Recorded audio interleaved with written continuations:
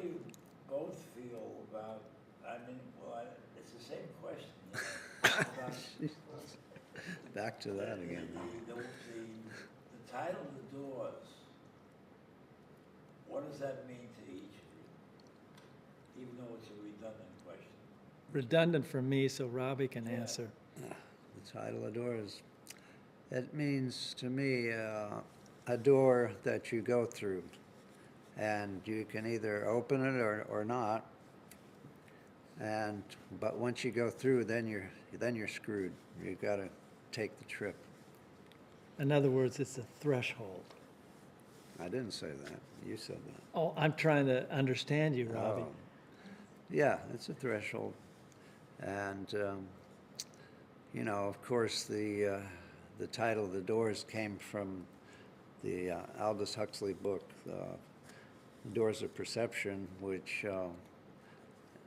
talks about, you know, the whole trip of peyote and mescaline and opening the doors to your mind. I thought it came from William Blake. Well, originally, yeah. But I don't know whether Jim got the idea from Blake or did he read the Doors of Perception first and then went back to see where Huxley got the idea from, you know. I think it was really from the Huxley book. How did you two interact musically during the performances? Was there something unique about your interaction? Well, I would think, you know, not just John and I, but the whole band. I think there was something unique about how we reacted because we listened to each other.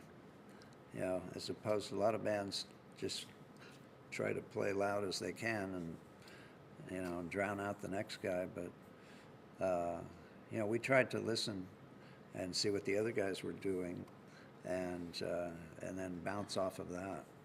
In other words, if you surrender your ego to the communal sound, maybe you'll come up with something better than the four of you.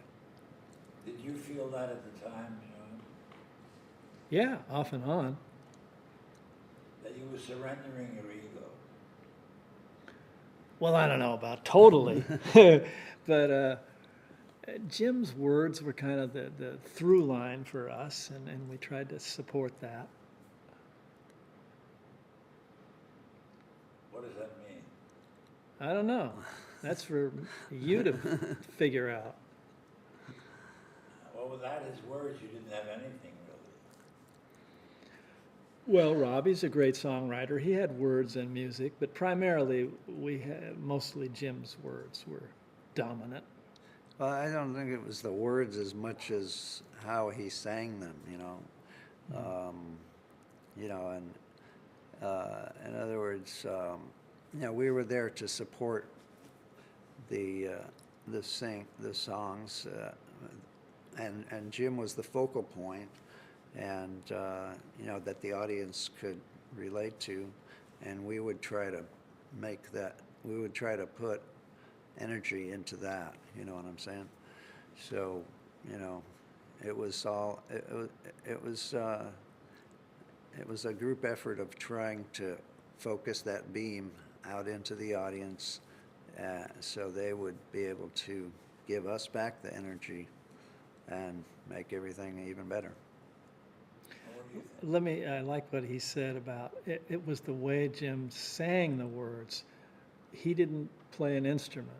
He couldn't play a chord. So he would sing it to us a cappella, and we would kind of try and figure out how to, you know, make it into a song.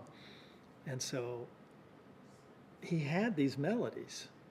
So that's really gifted, that he had melodies with the words. And that's it. It's how he sang them that made it special. Did you feel any competition between you two in terms of you know, prominence in the group, prominence in the music, influence on the audience? Was there any competitive feeling, or was it all good pretty good at communal. I never felt like competition, like, on stage, like, look at me, no, I'd never been in a rock and roll band that actually played gigs, up until then. And, I just wanted to kind of hide in the background and see what was going on. Like I said, Jim was the focal point, and we were content with that. At least I was. I don't know about you, John, but The only time I felt competitive was when I saw the first album cover, and Jim's head was huge, and our heads were real small. I went, oh, well, he sure is good looking. I'd probably sell more copies. I would sell copies of Soldier of Fortune. So after that, no ego. How did you get over that? You said, well, you felt competitive, but how did you get over that? Murray, I didn't feel competitive. I just kind of, seeing the first album cover, I thought, wow, the focus is on the lead singer, isn't it? yeah, what did Jim say about that? He kind of didn't like it Yeah, either. he didn't like it either, did he? The next album, he said, I'm not going to have my fucking face on the cover. None of us, Right, that was a reaction to that, wasn't it? Yep. Strange days. And our faces were on the back of the first cover, all equally Right. big, Right. but they were kind of ugly and distorted, So he tried to make it a communal group rather than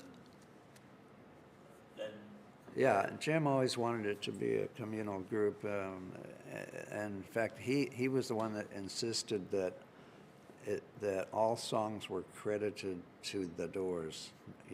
Even though he wrote a lot of the songs on the first album, I think I only wrote one or two, but he said we should just say written by the Doors. And the one time some DJ introduced us at a concert and said Jim Morrison and the Doors, he dragged the guy out and had him correct it and call it the Doors. That was very touching. he really meant it, in other words, yeah. Even though he knew that he was like above all of you. I mean, he must have felt, he couldn't have felt totally equal. He knew he was the lead. Oh, he was better. He was better. Not just better, but he was obviously. He was the focal point. He was the focal point, but he knew that without us, he was nothing. Wait a minute. He We couldn't got to do it stop. himself. What's up? You've got a flyaway on, I have a fly on my head? on your hair. No. A fly? I'll tell you Just what. need to mash it flat. Mash your hair down.